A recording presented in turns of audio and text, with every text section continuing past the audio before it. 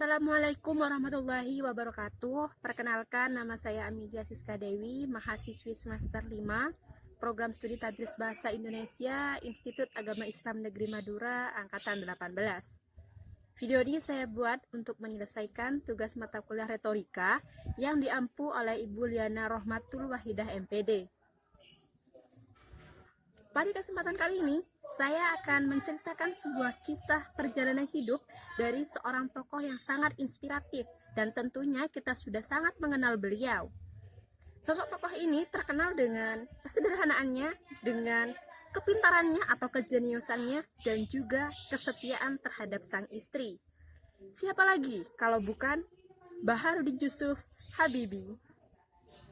Baharudin Yusuf Habibie atau yang lebih kita kenal dengan nama B.J. Habibie lahir pada tanggal 25 Juni tahun 1936 di kota Parepare, Provinsi Sulawesi Selatan. Beliau merupakan putra keempat dari total 8 bersaudara.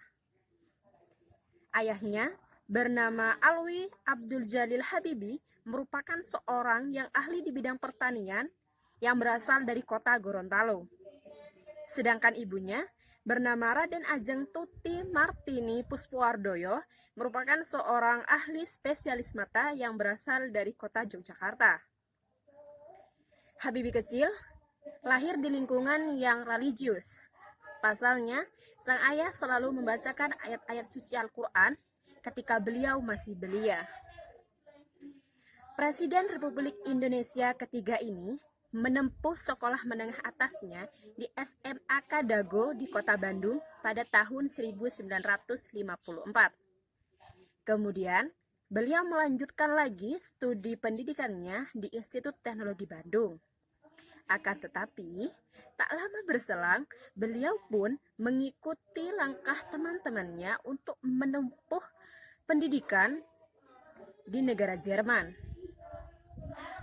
Pada saat itu, beliau mengambil jurusan teknik penerbangan dengan spesialisasi konstruksi pesawat terbang di Sekolah Teknik Penerbang Rhine-Westphalen.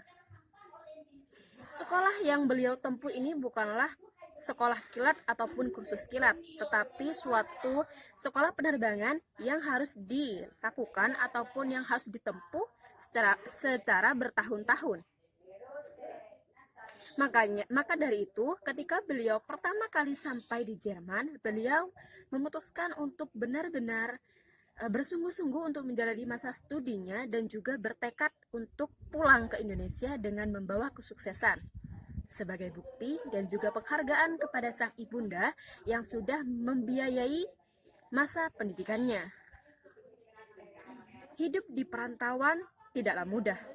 Hal inilah yang dialami oleh Habibie muda ketika melakukan ataupun ketika melaksanakan pendidikannya di negeri orang. Ketika semua orang melewati liburan musim panas dengan bersenang-senang, liburan ataupun berfoya-foya, maka Habibie muda mengambil kesempatan emas ini. Beliau rela bangun pagi-pagi hanya untuk pergi bekerja dengan berjalan kaki.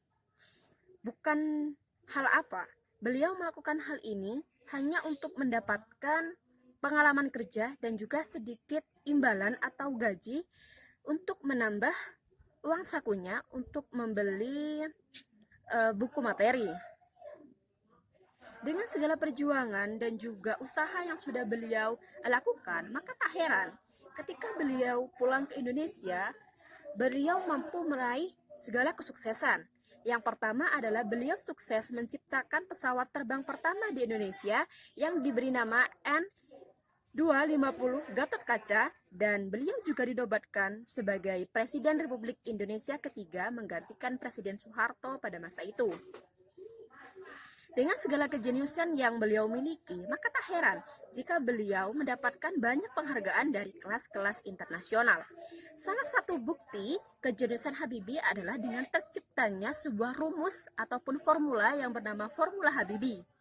Formula ini merupakan suatu rumus yang berguna untuk menghitung keretakan pada pesawat dengan akurasi yang tinggi.